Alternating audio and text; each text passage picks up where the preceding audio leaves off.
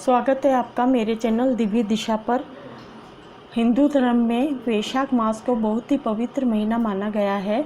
इस मास की पूर्णिमा तिथि को गंगा स्नान, दान, पुण्य और व्रत करने से विशेष लाभ प्राप्त होता है।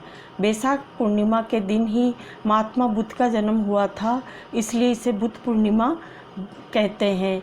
यह कहा जाता है कि इस व्रत के प्रभाव से अकाल मृत्यु का भय नहीं रहता है। साल में यह पूर्णिमा श्रेष्ठ होती है। इस दिन को वैशाख स्नान और भगवान शिव के मंदिर में लगी जल धारा को पूर्ण कर अर्चना करनी चाहिए।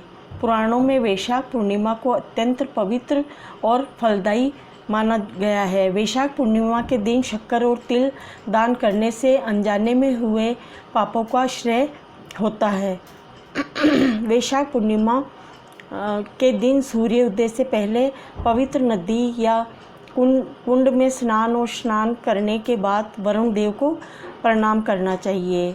स्नान के बाद सूर्य मंत्र का उच्चारण करते हुए इसके बाद घर के मंदिर में दीप प्रज्वलित करें, भगवान विष्णु जी की पूजा अर्चना करें और व्रत का संकल्प लें।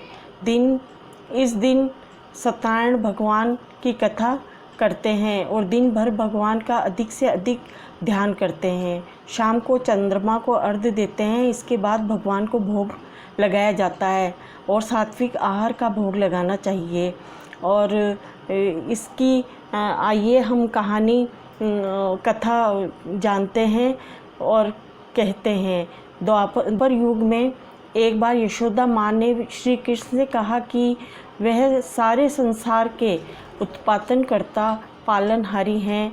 वह उन्हें ऐसा व्रत बताएं जिसको करने से मृत्यु लोक में भी स्त्रियों को विधवा होने का भय ना रहे तथा व्रत सभी मनुष्यों की मनोकामनाओं को पूर्ण करने वाला हो। श्री कृष्ण जी ने उन्हें ये एक व्रत को विस्तार से बताते हुए कहा कि सौभाग्य की प्राप्ति के लिए स्त्रियों को 32 पूर्णिमाओं का व्रत करना चाहिए। यह व्रत अचल सौभाग्य देने वाला और भगवान शिव के प्रति मनुष्य मात्र की भक्ति को बढ़ाने वाला व्रत है। यशोदा जी कहने लगे कि इस व्रत को मृत्युलोक में किसने किया था। श्री कृष्ण ने कहा कि इस भूमंडल में अनेक प्रकार के रत्नों से परिपूर्ण कार्तिका नाम की एक नगरी थी। वहाँ चंद्रहास नामक राजा राज्य करता था। उसी नगर में धनेश्वर नाम का एक ब्राह्मण था और उसकी स्त्री बहुत सुंदर थी जिसका नाम रूपमती था। दोनों ही उस नगरी में बड़े प्रेम से रहते थे। उनके घर में धन धान्य की कोई कमी नहीं थी, परंतु उनको बहुत बड़ा दुख था कि उनकी कोई संतान नहीं थी। एक समय एक बड़ा योगी उस नगरी में आया। वह योगी उस ब्राह्मण के घर को छोड़कर अन्य सभी के घरों में भिक्षा लेने जाता, पर वहाँ रूपमती कभी उनके घर पे कभी भिक्षा नहीं लेता था। एक दिन वह योगी रूपवती से भिक्षा न लेकर किसी अन्य घर से भिक्षा लेकर गंगा किनारे जाकर प्रेम पूर्वक खा रहा था। तभी धनेश्वर ने योगी को ऐसा करते हुए देख लिया। अपनी भिक्षा के अनादर से दुखी होकर धनेश्वर योगी से कहता है कि वे सभी घरों में भिक्षा लेने जाता है पर उनके घर क्यों नहीं आता, क्या कारण है। योगी ने कहा कि निसंतान के घर की भिक्षा पतितों के अन्न के समान होती है और जो पतितों का अन्न खाता है वह भी पतित हो जाता है। क्योंकि वह निसंतान है, इसलिए पतित हो जाने के भय से वह उनके घर की भिक्षा नहीं लेता। धनेश्वर ये बात सुनकर बहुत दुखी हुआ और हाथ जोड़कर योगी के पैरों में गिर गया और कहने लगा कि यदि ऐसा है तो वह उसे पुत्र प्राप्ति का उपाय बताएं। वह सब कुछ जानने वाले हैं, वह उस पर अवश्य कृपा करें। धन की उसके घर में कोई कमी नहीं है, लेकिन कोई संतान न होने के कारण वह बहुत दुखी रहते हैं। वह उसके इस दुख का हरण करें। यह सुनकर योगी कहने लगे कि उन्हें चंडी की आराधना करनी चाहिए। घर आकर उसने अपनी पत्नी से पूरी बात कहकर समय वन में चला गया। वहाँ उसने चंडी की उपासना करनी शुरू कर दी और उपवास भी किया। चंडी ने 16वें दिन उसको स्वप्न में दर्शन दिया और कहा कि उनके यहाँ पुत्र होगा, परंतु वह 16 वर्ष की आयु में ही उसकी मृत्यु हो जाएगी। यदि वह दोनों स्त्री पुरुष 32 पूर्णिमाओं का व्रत विधि पूर्वक करेंगे तो वह दीर्घायु हो जाएगा। इतनी उनकी सामर्थ्य है। आटे के दिए बना शिव भगवान का पूजन करें, परंतु पूर्णिमा के व्रत 32 होने चाहिए। प्रातःकाल होने पर इस स्थान के समीप एक आम का वृक्ष दिखाई देगा। उस वृक्ष पर चढ़कर फल तोड़कर शीघ्र उसे अपने घर चले जाना और अपनी स्त्री को सारा वृत्तांत बताना। ऋतु स्नान करने के बाद वह स्वच्छ होकर श्री शंकर भगवान का ध्यान करके उस फल को खा ले, तब शंकर भगवान की कृपा से वह गर्भवती हो जाएगी। जब वह ब्राह्मण प्रातः काल उठा तो उसने एक स्थान के पास ही आम का वृक्ष देखा, जिस पर बहुत सुंदर आम का फल लगा हुआ था। उस ब्राह्मण ने आम के वृक्ष पर चढ़कर फल को तोड़ने का प्रयास किया, परंतु वृक्ष पर कई बार कोशिश करने पर भी वह चढ़ नहीं पाया। तब उस ब्राह्मण को बहुत चिंता हुई और वह शीघ्र विनाशक श्री गणेश भगवान जी की वंदना करने लगा। वह उस पर कृपा करके इतनी शक्ति दे कि वह अपनी मनोरथ को पूरा कर सके। इस प्रकार गणेश जी की प्रार्थना करने पर उसकी कृपा से धनेश्वर वृक्ष पर चढ़ गया और उसने सुंदर आम के फल को तोड़ लिया। उस धनेश्वर ब्राह्मण ने जल्दी घर जाकर अपनी स्त्री को वह फल दे दिया और उसकी स्त्री ने अपने पति के कहे अनुसार उस फल को खा लिया और वे गर्भवती हो गई। देवी जी की असीम कृपा से एक अत्यंत सुंदर पुत्र उत्पन्न हुआ। नाम उन्होंने देवीदास रखा। बालक शुक्ल पक्ष के चंद्रमा की भांति अपने पिता के घर में बड़ा होने लगा। भगवान की कृपा से वह बालक बहुत ही सुंदर, सुशील, विद्या पढ़ने में बहुत ही निपुण हो गया। दुर्गा जी की आज्ञा अनुसार उसकी माता ने 32 पूर्णिमासी का व्रत रखना प्रारंभ कर दिया, जिससे उसका पुत्र बड़ी आयु वाला हो जाए।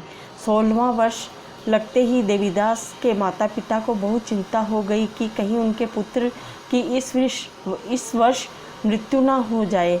उन्होंने अपने मन में विचार किया कि यदि यह दुर्घटना उनके सामने हो गई तो वह कैसे सहन करेंगे। इसलिए उन्होंने देवीदास के मामा को बुलाया और कहा कि उनकी एक बहुत बड़ी इच्छा है।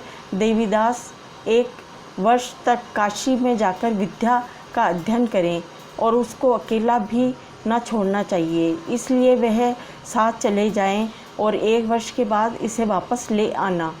तब सारा प्रबंध करके उनके माता पिता ने देवीदास को एक घोड़े पर बैठाकर उसके मामा के साथ ही भेज दिया, परंतु यह बात उन्होंने मामा या किसी और को नहीं बताई। धनेश्वर ने अपनी पत्नी के साथ माता भगवती के सामने मंगल कामना तथा दीर्घायु के लिए भगवती की आराधना और पूर्णमासियों का व्रत करना आरंभ कर दिया। इस प्रकार बराबर 32 पूर्णिमासी के व्रत को उन्होंने पूरा किया। कुछ समय के बाद एक दिन वह दोनों मामा और भांजा रात बिताने के लिए एक गांव में ठहरे थे। वहां एक ब्राह्मण के सुंदर लड़की का विवाह होने वाला था। जहां बारात रुकी हुई थी, उसके बाद लड़की देवीदास के साथ विवाह करने के लिए कहती है, लेकिन देवीदास अपनी आयु के बारे में बताता है और कहता है कि उसकी आयु बहुत कम है। लड़की ने कहा कि जो गति उनकी होगी वही उनकी होगी। उसके बाद देवीदास और उसकी पत्नी दोनों ने भोजन किया। सुबह देवीदास ने अपनी पत्नी को 3 नगों से जड़ी हुई एक अंगूठी रुमाल में दी। बोला, इसका स्मरण और जीवन देखने के लिए एक पुष्प वाटिका बना ले, और यह भी कहा कि जिस समय और जिस दिन उनका प्राणों का त्याग होगा यह फूल सूख जाएंगे, और जब यह फिर से हरे हो जाएं तो जान लेना कि वह जीवित है। भगवान श्री कृष्ण कहते हैं कि इस प्रकार देवीदास काशी विद्या अध्ययन के लिए चला गया। जब कुछ समय बीत गया तो काल से प्रेरित होकर एक सर्प रात के समय उनको डसने के लिए वहाँ पर आया। उस विषधर के प्रभाव से उनके शयन का स्थान चारों ओर से विष की ज्वाला से विषैला हो गया, परंतु व्रत के प्रभाव से उसको काट नहीं पाया, क्योंकि उनके पहले ही उसकी माता ने 32 पूर्णिमासियों का व्रत कर रखा था। इसके बाद समय काल वहाँ पर आया और उसके शरीर से प्राणों को निकालने की कोशिश करने लगा, जिससे वह बेहोश होकर पृथ्वी पर गिर गया। भगवान की कृपा से उसी समय माता पार्वती के साथ भगवान शंकर जी वहाँ पर आ गए। उसको बेहोश दशा में देखकर पार्वती जी ने भगवान से प्रार्थना की और कहा कि इस बालक की माता ने पहले ही 32 पूर्णमासियों का व्रत पूरा किया है और वह उसे प्राणदान दे।